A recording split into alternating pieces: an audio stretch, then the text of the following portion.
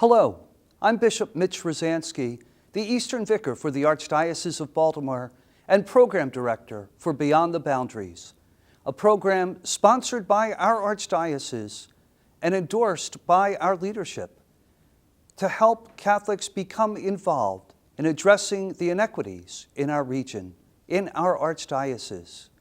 It is a program that is based on the gospel values taught by the Lord Jesus and by the Catholic social teaching of the Church, a rich heritage which should inspire every Catholic to become involved in helping to solve the inequities that we see every day in our society.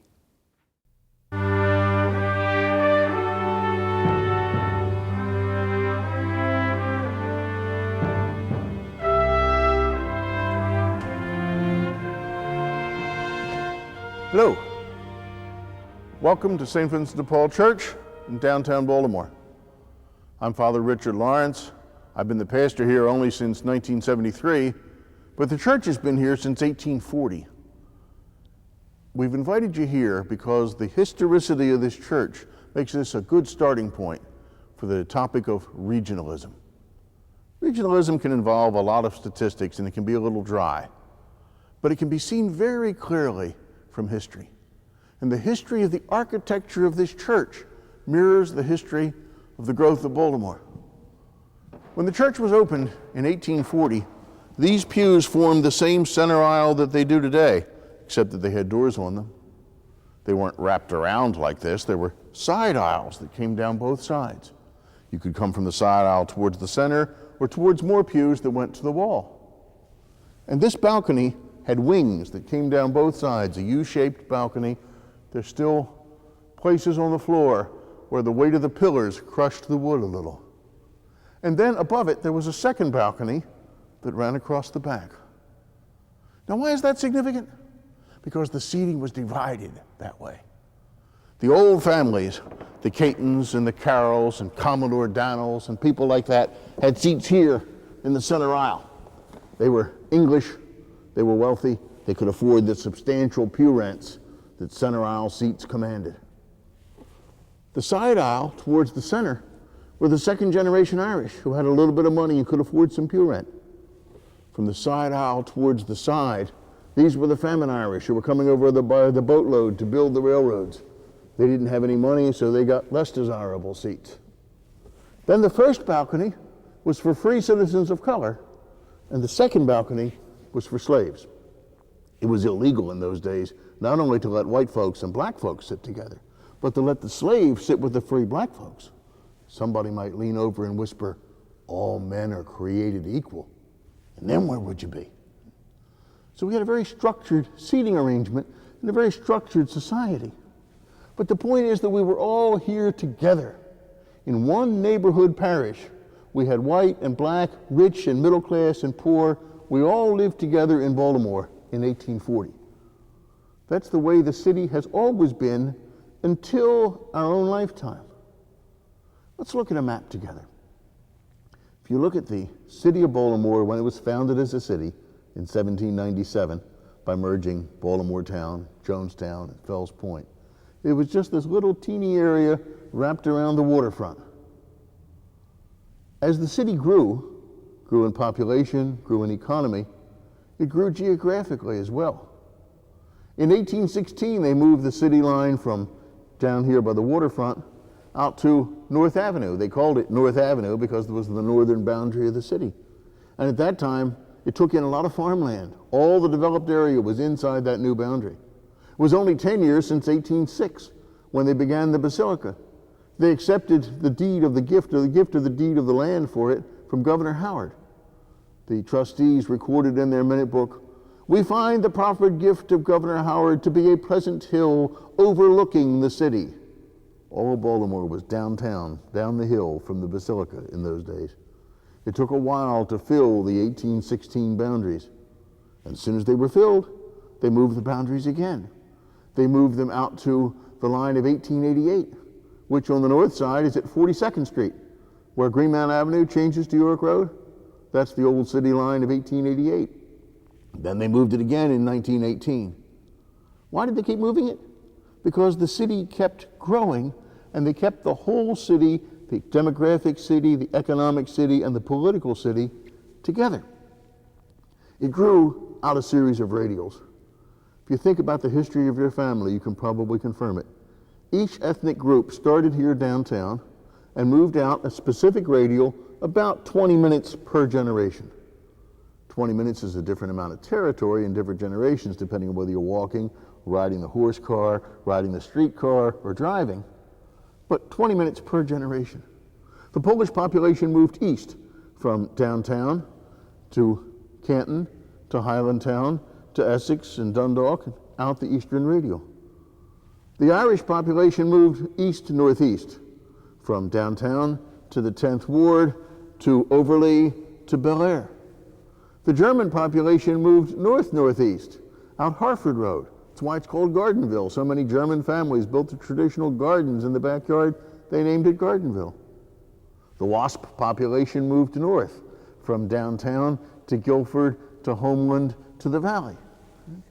The Jewish population moved northwest, from downtown here. The Jewish Museum of Maryland is a neighbor of ours here in Jonestown, to Reservoir Hill, to Pimlico, to Pikesville, to Owings Mills.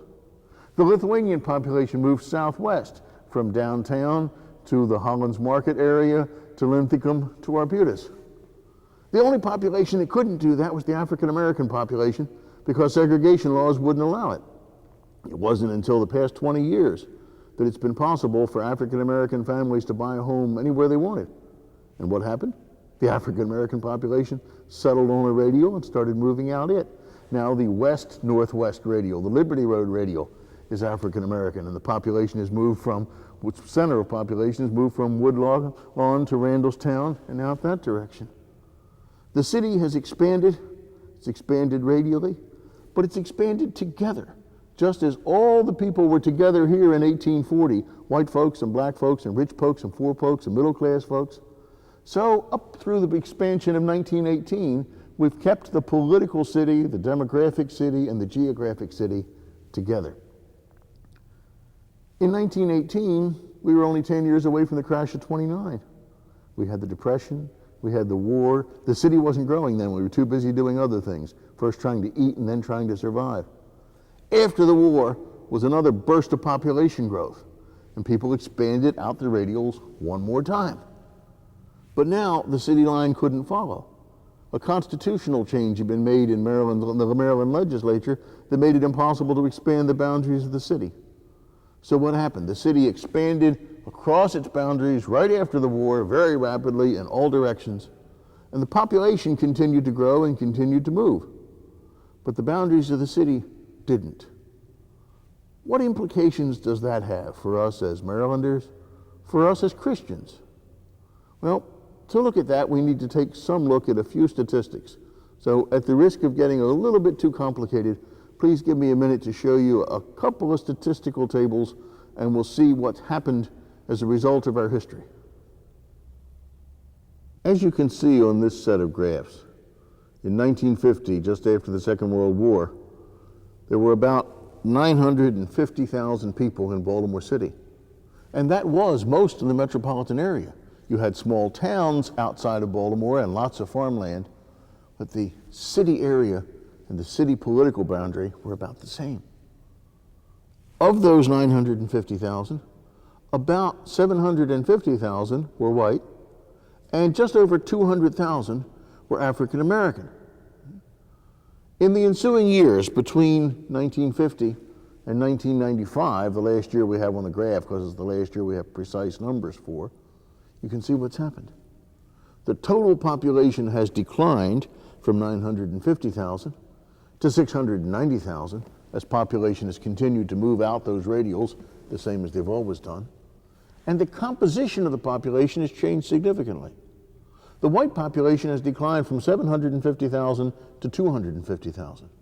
2 out of every 3 white folks have moved out of Baltimore City between 1950 and 1995. African American citizens weren't afforded that luxury until the 70s. So the African American population has actually increased, but not as dramatically as you might think. just up to 400,000 and change, making up the total of 680, 690,000. The economics have also changed.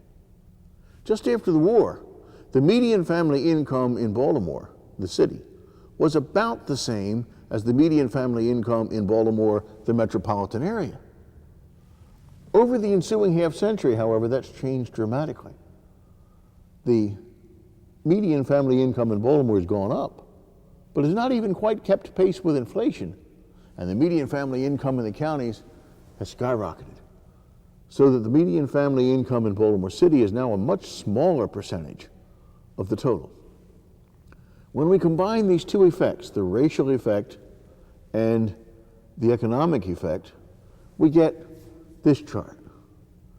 This chart shows the population of metropolitan Baltimore, the city and the 5 surrounding counties, by jurisdiction in certain groups. Column 1 is the total population. The bottom bar there is Baltimore City. The next bar above that is Baltimore County, and then Anne Arundel County, and so on for the smaller counties. The second bar shows the poor white population. The chances there of living in Baltimore City go up. The third shows the racial effect. And now look at the last graph, which really shows the combination of the two. So Baltimore City becomes increasingly black and increasingly poor over these years. And there is now a segregation. Whereas in 1840, we were all here in St. Vincent's together, the English and the Irish and the white and the black and the middle class and the rich. Now we are separated by jurisdictions, depending on whether we are middle class or poor, African American or European American. And this creates an untenable situation. Poor folks pay less taxes, get less services, create school systems that are not as effective, get a reputation as not a desirable place to live, people move out, you get more poor folks, the cycle continues. So what happens is that we get a spiraling effect, very similar to what astronomers describe when they're talking about a black hole. A star implodes and sucks everything else in after it, and everything else will follow. When a national corporation is looking to locate an office or a plant or a distribution center, they don't look at Baltimore City or Harford County or Anne Arundel County. They look at Baltimore, and the image they have is the image of the total area. If that total area is healthy, they may locate here. If it's not, they won't. So if we allow the city to implode, it will surely pull the counties in after it. And the city cannot fix things on its own. National studies have shown that once a city becomes too rigidly segregated, both by race and by economics, it becomes impossible to pull yourself up by your bootstraps. We've tried. We're still trying. We've done some wonderful things right here in this neighborhood since I've been here. We have the aquarium, we have the stadiums, we have the downtown renaissance, we've blown up the high-rises, we're building row houses, we're doing good things. But we can't do it all on our own. Unless the whole metropolitan area begins to work together to contemplate solutions to this problem, urban apartheid will be the downfall not only of Baltimore City, but of the entire Baltimore region. That has got to be a concern for us, not only as Marylanders, but as Christians. How can we listen to the parable of the Good Samaritan, stories like that that Jesus tells, and think that it's all right for all the middle class and above to live in one jurisdiction and pay one tax rate and support one school structure, and then have the African American poor concentrated in a different jurisdiction, paying a different tax rate, supporting a different educational system, and so on. We have to do something about that.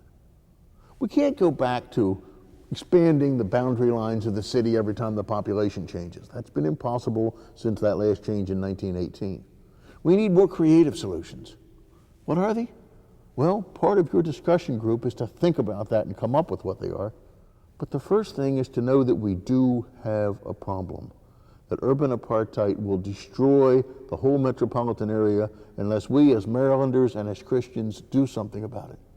This is a moral challenge to all of us and something that all of us need to deal with. Thank you.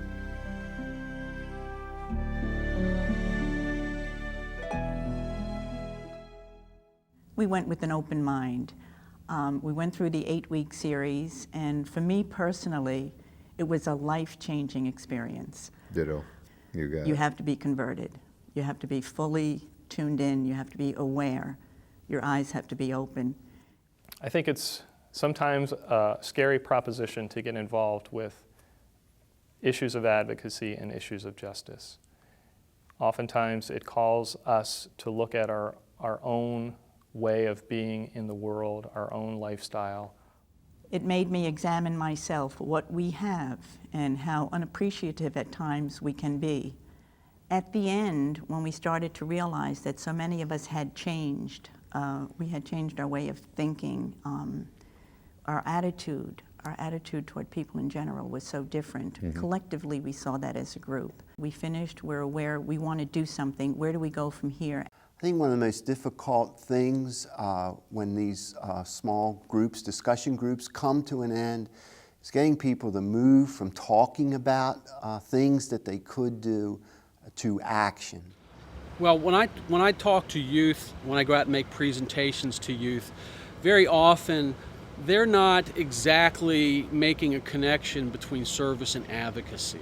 They're so plugged into doing service and they get so much out of it that they're not really thinking about the foundational issues or about what they need to do to change things.